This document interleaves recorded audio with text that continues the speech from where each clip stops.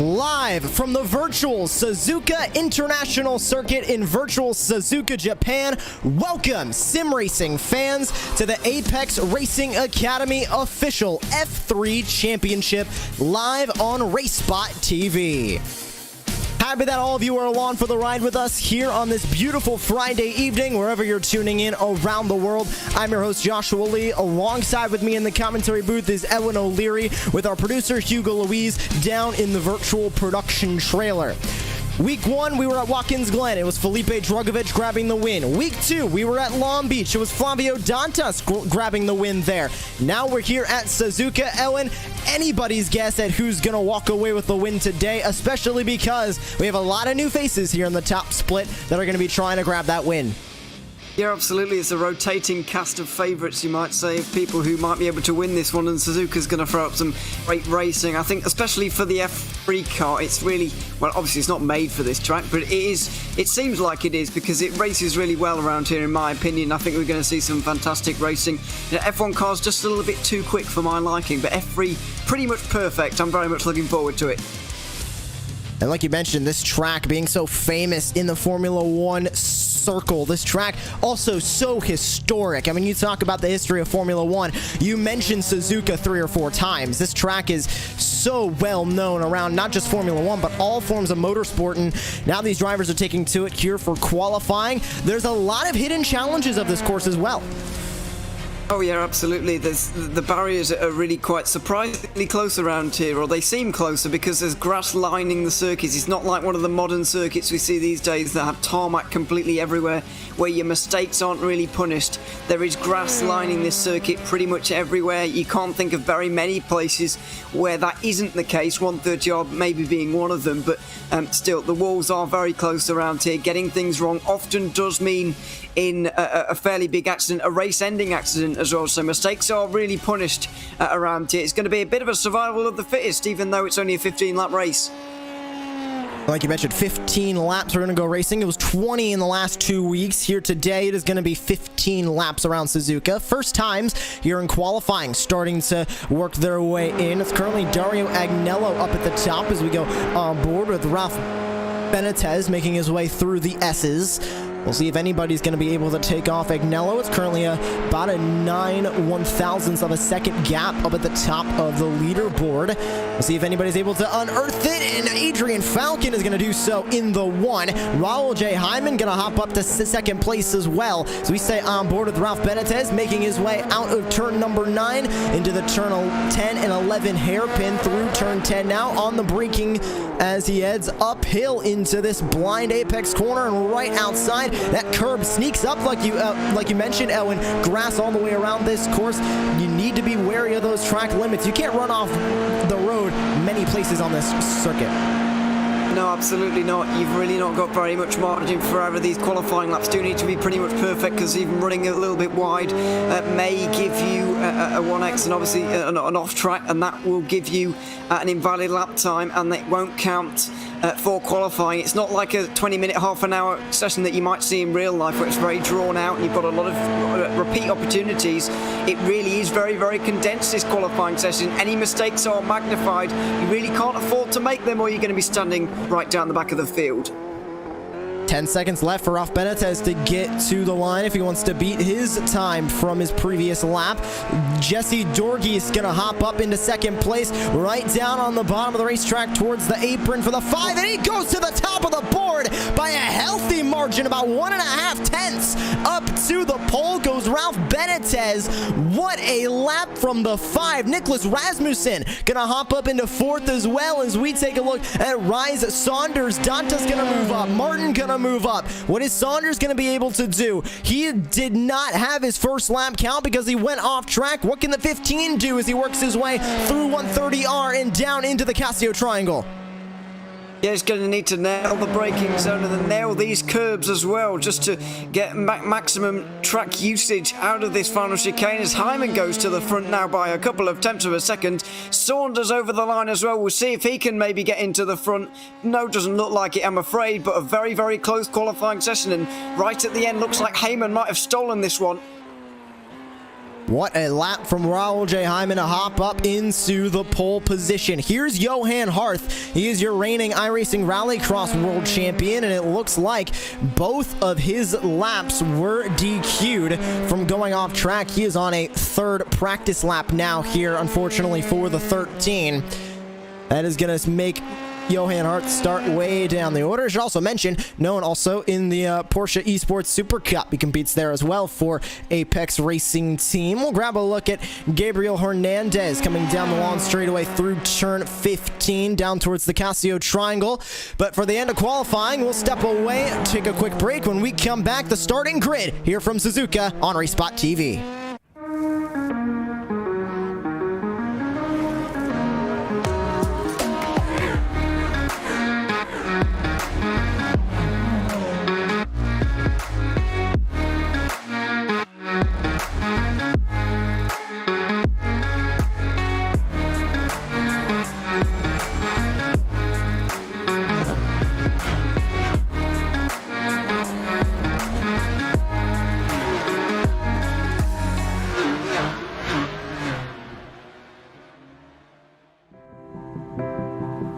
What a qualifying lap for Raul J. Hyman. He'll start on the pole by a solid 0.2 of a second over Adrian Falcon on the outside of the front row.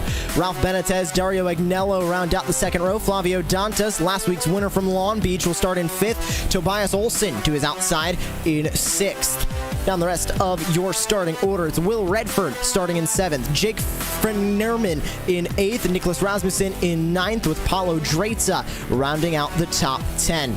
Jesse Dorgeest and Victor Bobolea will share row 6, 11th and 12th. Thiago Spencer in 13th, Manuel Santo in 14th, Gabriel Hernandez, Marcus Martin round out the top 16, with Donato Gargiso and Rise Sanders rounding out the top 18. And down the rest of the order, the 20 cars starting this race, or 20 cars that took time, Joshua Wilson and Mark Von Dalen. Down the rest of the order, down to 24th, is going to be Johan Harth, Leonard Sherry, and Ben Cullen.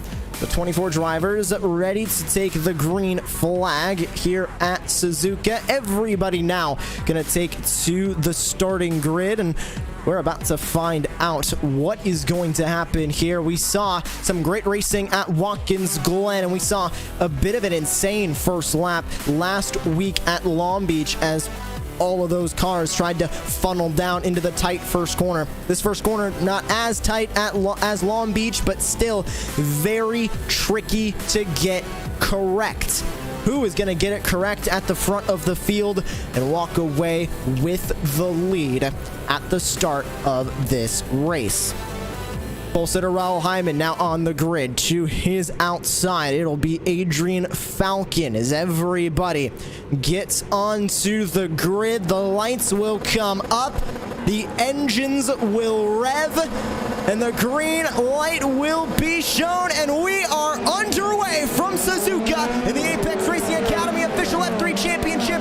Great start for your pole sitter Raul Hyman. He's going to take the early lead. Everybody fighting for spots further back. Clear in second place, it's Adrian Falcon. Benitez gonna go fighting with Dario Agnello through turn number 1 to try and take it 2 by 2. A handful of rows deep, handful of cars into the wall. Looks like Jake Fernerman involved with Will Redford around in the first corner, but everybody else goes racing through the S's. Is Hyman ahead of Falcon, Benitez, Agnello, and Olsen, your top 5.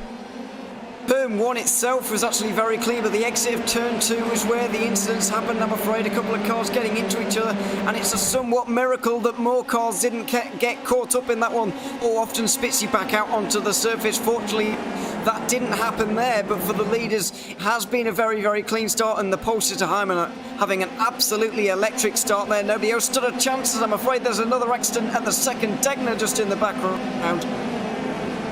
Side by side coming into the hairpin for a handful of drivers. You can see a little bit further up, it's Dantas and Rasmussen going side by side, almost 3 wide. Further back in the field, as you can see, trying to work his way around all of these cars is the 13 of Johan Harth. Rye Saunders also with a great move in the 15 to get into P17. On board now with Johan Harth trying to go around the outside. It looked like the space just got caught up a little bit too quickly. Now single file as they work their way down the straightaway. And looking to make a move is Johan Harth. He'll peek to the outside going through turn 15. Is he going to be able to hold it around the outside?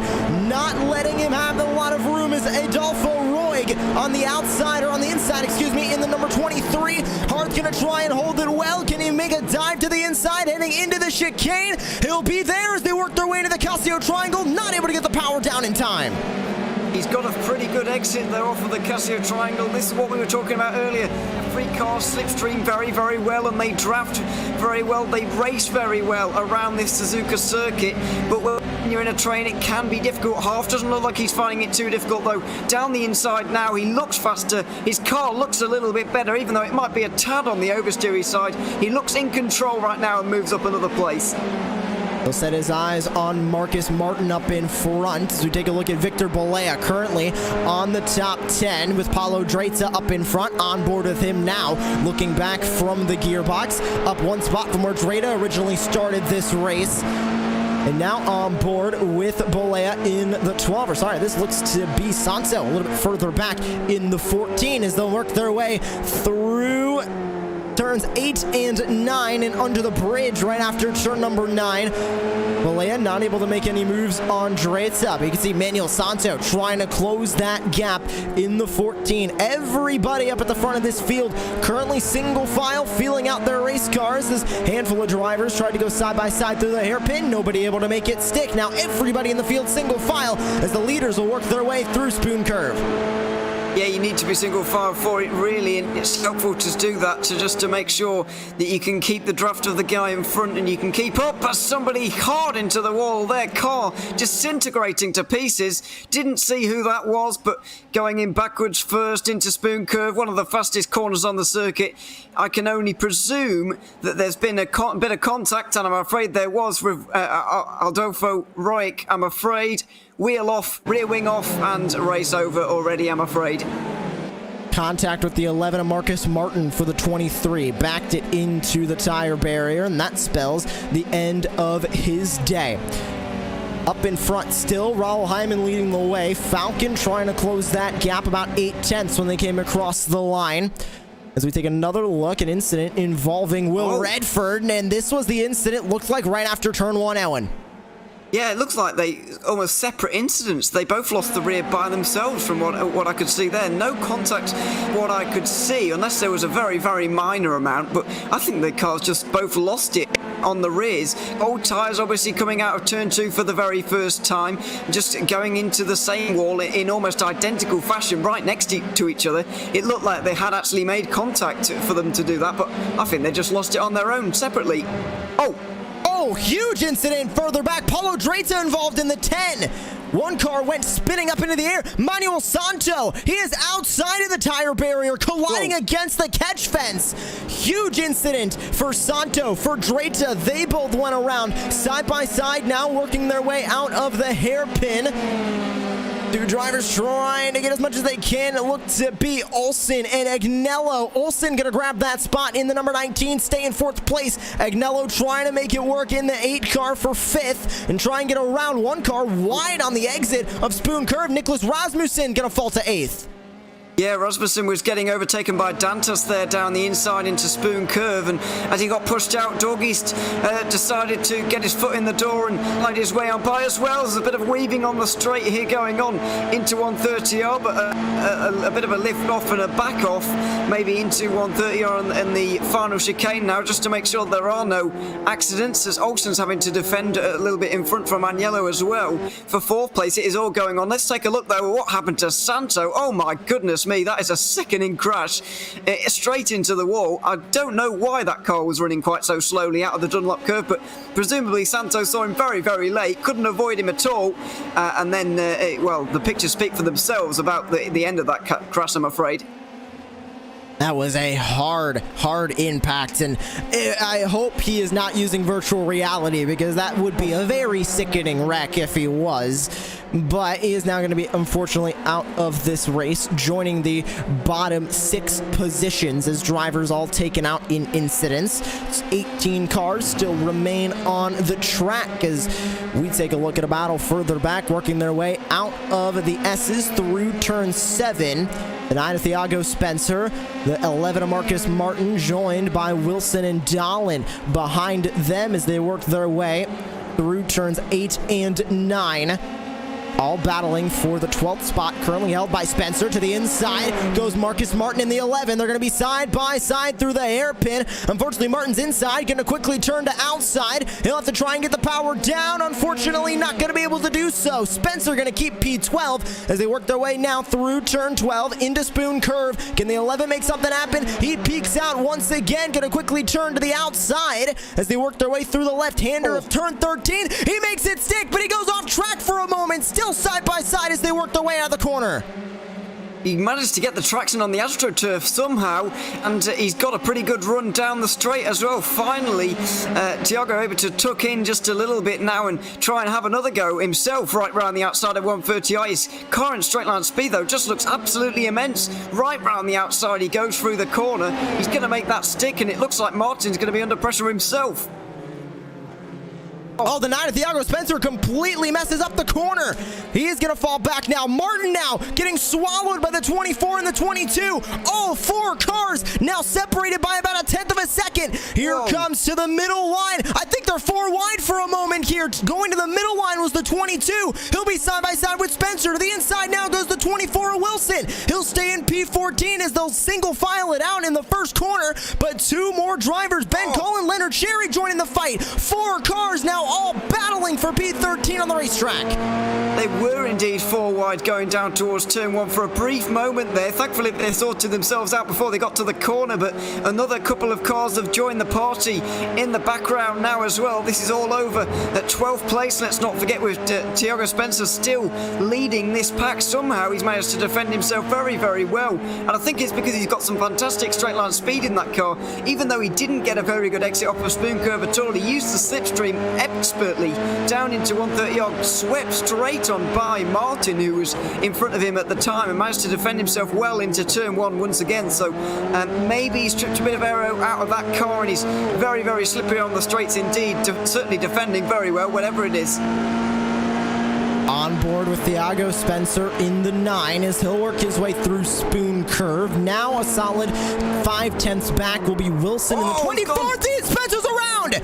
Thiago Spencer gets too much up on the curb. He loses the car, able to save it, but he's going to fall now all the way back from 12th to 17th. He lost 5 positions just like that with one simple mistake. That's what we were talking about. Suzuka is so unforgiving. You can't make any mistakes around here, and when the field is this close, you are going to be punished for it. He's going to try and make one back immediately as we got a car in the wall. Johan Hart, he was making a move on one of the cars, and there's another spinning car as well in that battle we saw for 12th a moment ago. It's all going on out there on the racetrack. The 24 of Joshua Wilson was the other car. Here's what happened to Johan Harth. He got too much on the curb as well. Lost it going through the middle of the Casio triangle towards turn 17. And still an entire pack around this battle. Back on board with Thiago Spencer. Cars slamming into each other coming out of turn number 2. Multiple cars still side by side. Nobody gets thrown off into the barriers, but everybody fighting for P11 now. Ben Cullen leads this pack and around. Hard hard into the wall goes Marcus Martin in the 11. Well, there can be only one explanation for that, I'm afraid. There has to have been contact with somebody out there through the S's. You don't crash off quite like that on your own unless you've done something quite spectacular. So he's definitely had some contacts out there, I'm afraid. But Thiago Spencer, after starting the last lap in 12th, he was down to 17th before he knew it, and he's back up to 13th all of a sudden. And Johan Harth also didn't make any contact with anything on his spin. He's now joining the fight in 14th. There's what happened to Marcus Martin. Oh, he turned just a little bit too far in. It looks like the car on the inside had understeer, did miss the corner, something of that nature. He ended up about a lane too far up, but unfortunately it was too late for Marcus Martin to do anything about that. He'll join the retirees of this race, or at least the drivers damaged and in the pit lane. Side by side, or battling for 4th place. They were side by side for a moment. Dantas ahead of Tobias Olsen as they work their way through the Casio Triangle, and coming across the start finish line this time by for 11 laps to go. Sorry, 9 laps to go. Yeah, indeed. The lap's really ticking on very, very quickly indeed. Olsen's been defending very well as well, actually, here from Dantas, who's a little bit faster. He's squeezing him to the pit wall. Look at that, round the outside through turn 1's going to be a brave one, and it looks like he might get it done, although they're very, very close running out of turn 2. Oh, Dantas squeezes him through the corner. Very smart driving, very, very firm driving as well, but just about within the limits of what you can do on a racetrack. But a bit of a wheel tap, and around goes the 19. Hard into the wall goes Olsen, flipping up in the sand trap. A huge incident for Tobias Olsen. There was no contact on that. He got loose coming through the S curves. And now moving up into 5th will be Dario Agnello as we move back. Battle for 6. Rasmussen versus Dorgees as they work their way out of turn number 9. We have seen some hard incidents here tonight, Owen, and the racing is continuing as cars continue to try and fight back and catch the cars in front of him. Here's the incident. Just got too much on the curb, got loose, overcorrected, slams into the tire barrier. Yeah, absolutely. It was just a tag slapper on that curb, and he's overcorrected straight into the wall, and I'm afraid it's not the first incident we've seen tonight. We've seen a lot of contact between cars and between car and wall as well, I'm afraid. It's been very, very attritional. I was expecting this race to be a little bit calmer, especially since what we had last week at Long Beach, which was always going to be a little bit chaotic, but I wasn't quite expecting this amount of chaos at Suzuka. Thought these guys might just tone it down just a little bit, and a big wide open racetrack might give these guys a little bit more opportunity to, keep things on the straight and narrow a little bit more, but apparently not. These guys still going for it, absolutely. And yeah, we've seen, unfortunately, quite a few incidents already. Might not be the last one as well. We're only about halfway done in this race right now. Side by side in front of Johan Harth as you're on board with him now. He'll go to the inside of the 22, dives into the inside. He makes slight contact with Mark Van Dalen. Dalen now going to fall back into P13. He'll regroup himself. Not quite happy with that over the iRacing voice chat, but Harth going to move up into 12th. Ben Cullen now in 10th. Thiago Spencer 11th. Johan Harth in 12th. As we take a look at a replay, it was a bit of a lucky send to the inside. A slight tap to the side pod for the 22. Luckily, though, Mark Van Dalen was able to keep that car under him and save it. He's continuing on the racetrack as we move up to the battle for 6. Rasmussen still fighting with Dorgees as Dorgees trying to take over that 6th spot in the number 18 through turn 9. Yeah, there was nothing wrong with that for me, for Harth there, just trying to get down the inside. His car was quite a long way up. Van Dalen gave him the space, and I think if he'd tried a little bit harder, then he probably could have stayed on the racetrack. I don't think there was anything really wrong with that in the end from Harth, but obviously Van Dalen will probably disagree with me on that one, and I think there was something wrong, but no, I think that was just about within limits. You don't often want to make a dive through the middle of a chicane like Harth just did there, but I think on that occasion it was just about acceptable. There was a gap that was big enough for a car, and I think he got far enough alongside. I think it was a clean enough move for me in the end. Updating you in your top 5. Raul Hyman still sitting up at the front of the field with Adrian Falcon in second. Ralph Benitez, Flavio Dantas, and Dario Agnello round out your top 5. Rasmussen, Dorgis, Balea, Hernandez, and Cullen are your current top 10. Is working their way through the Casio Triangle. The 7 of Nicholas Rasmussen, the 18 of Jesse Dorgis trying to catch up to the back wing of the 18. 6 laps now remain. 7 laps remain here from the virtual Suzuka International Circuit.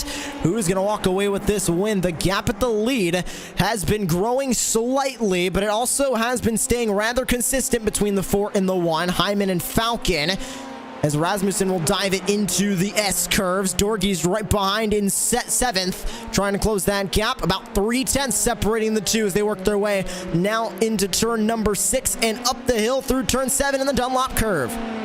Looks like it. The 7's just pulling a little bit of a margin at the moment. Rasmussen just keeping Dorgis at bay just about enough to prevent any attack from being launched, really, from that 18 car behind. The gap for the leads, though, as you mentioned, has been steadily growing throughout this race. Obviously, they started pretty much nose to tail, but Falcon's just been slowly bleeding time, and Hyman has definitely got this race under control right now. It's by no means over. The gap's only 1.3 seconds, and it is very close indeed behind that as well, with a number of battles that we got going on up and down the field. But certainly we have the number 4 car in control of this race at the moment, and yeah, it's very much within his grasp, this race victory right now with 6 laps to go. Will be 6 to go, and they come across the start-finish line this time by. You're on board at the 18. Is that gap, unfortunately, between 6th and 7th place, who you're currently on board with now, has grown from about 3/10 back in the S-curves at the beginning of the lap, now to about 8/10. As right on the gearboxes, Johan Harth trying to make a move on Ben Cullen for 10th. He'll make his way to the inside through the left-hander at turn 15. Almost swings him out wide, the 17, needing to come back onto the racing surface. Harth gonna outbrake him into the corner. Is it gonna be good enough? It will be. Up in a 10th now for Johan Harth, and there is a battle between Victor Balea and Gabriel Hernandez for 8th. We'll stay on this battle between Harth and Cullen for 10th. Cullen pulls out. Thiago Spencer right behind. Cullen also does. Cullen gonna now go to the outside. Inside is Thiago Spencer. 3 wide down into the first corner. Harth's gonna outbrake them all through turn 1 and 2. Spencer gonna take the spot from Cullen for 11th. I don't believe how Harper sent that in so deep into the corner. He's actually made it as well. Obviously, it didn't mind going on the AstroTurf on the outside line there, which can prove a little bit deadly for you. But just me, absolutely sent that car through the middle into turn 1, and I felt for sure that Spencer was going to be in 10th place as they came out of turn 2 at that time. But clearly, Harp was more committed and went straight through into 10th place. And I think he's got a little bit of extra pace over these guys right now. He should be able to leave them behind and get a top 10 placing out of this, but very impressive move. Now here's the question. Harth now, huge send to the inside for Ben Cullen, and a mistake from Thiago Spencer through the hairpin. That moves Spencer now. He locked up the tires going through the middle of the corner. That moves Spencer down into P12. But as I was saying, will Johan Harth be able to catch up to the drivers in front? It's about a 6.5 second gap between 10th and 9th place. And Balea and Hernandez are going to go side by side going down into turn number 15. They're on the straightaway side by side, and taking the spot is going to be Gabriel Hernandez for P8.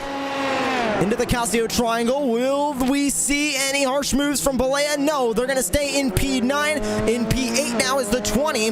Harth about 6.5 seconds back from these two drivers, and with 5 laps to go, Edwin, do you think Johan Harth's going to be able to move his way any closer up into the top 10, or do you think he's going to stay right there in P10 at the checkered flag?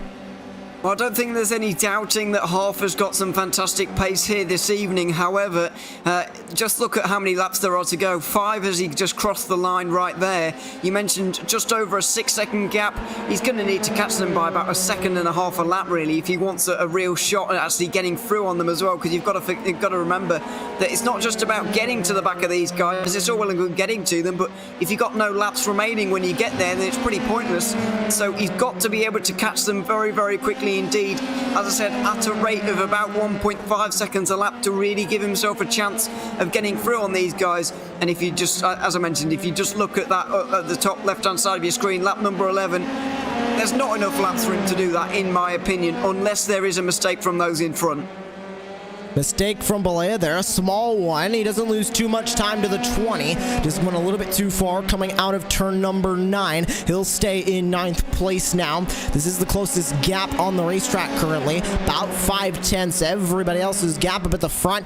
2 seconds, 2 seconds, 3 seconds, 3 seconds, and 2.5 seconds up at the front. So everybody spacing themselves out as we reach the twilight portion of this race. 5 laps to go.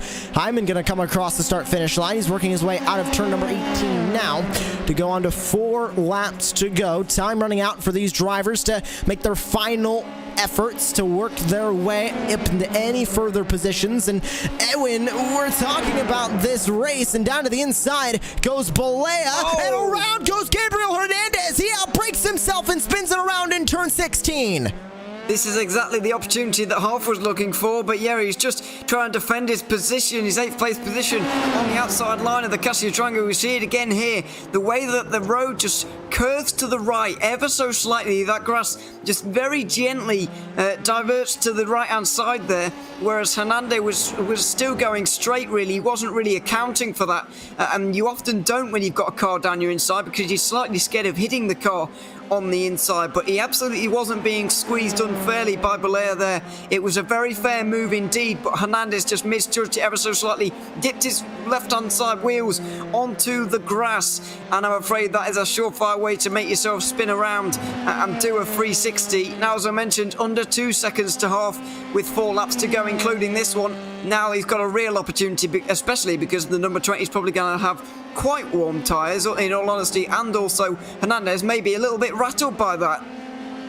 As I was mentioning before the 21 around there, Owen, normally when we talk about finishing positions, we're talking about points. And as there is an official points championship for the Apex Racing Academy, official F3 championship, Hearts around, exiting the hairpin.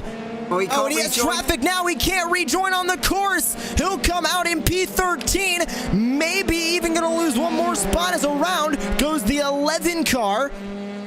That is going to be Marcus Martin, who's 4 laps down. So Hart's going to stay P13 on the track. An unfortunate incident. That's going to lose him out on a top 10. We've been talking about it all day. One simple mistake here at Suzuka. We mentioned it's such an unforgiving track. And as I was also mentioning, Ewan, normally we're talking about points, and there is an official points championship for the Apex Racing Academy F3 championship here on iRacing, but we're also talking about iRating gain and iRating loss and safety rating gain and loss, because this is an official race. Takes a different sort of mentality as we see Hearth go around the lap machine of Marcus Martin.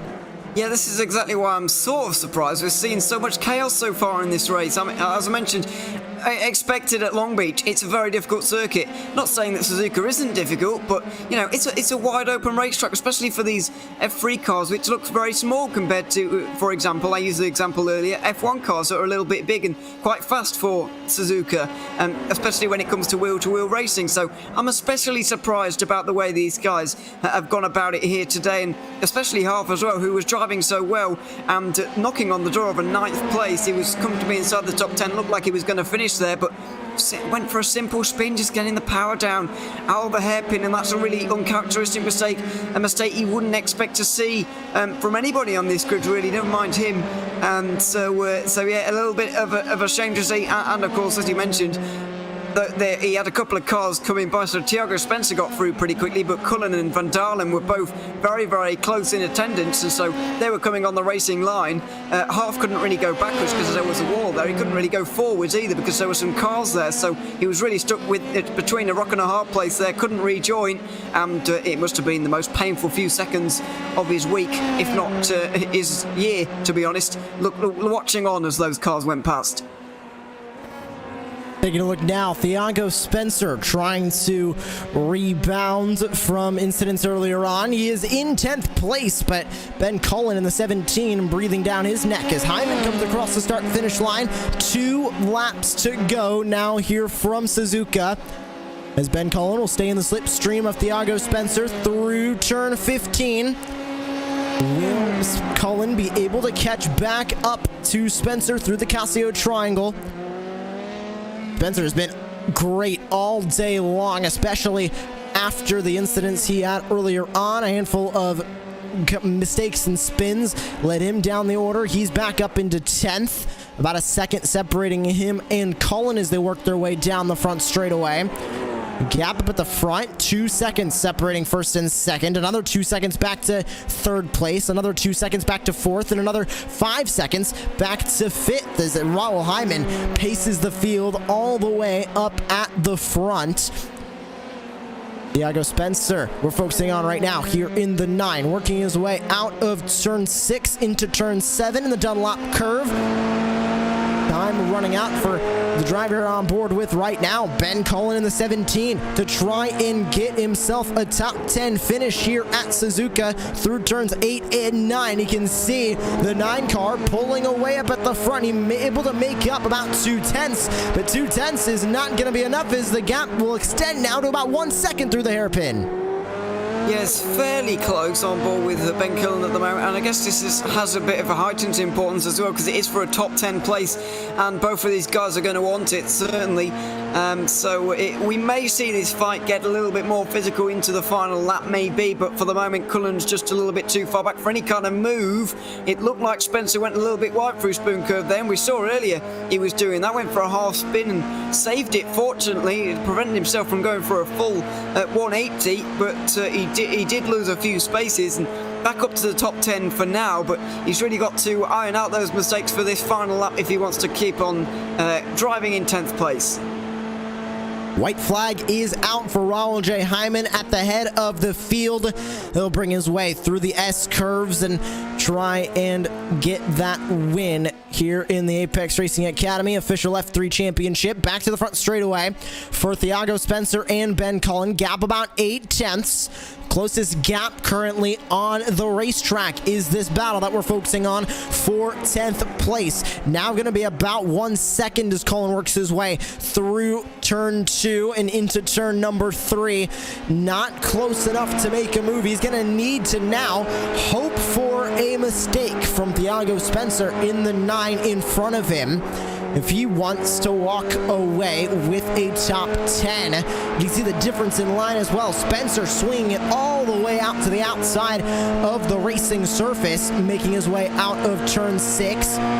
Cullen a little bit more on the inside. He gets loose on the entry into turn number 8, but out they come out of turn number 9 into the hairpin.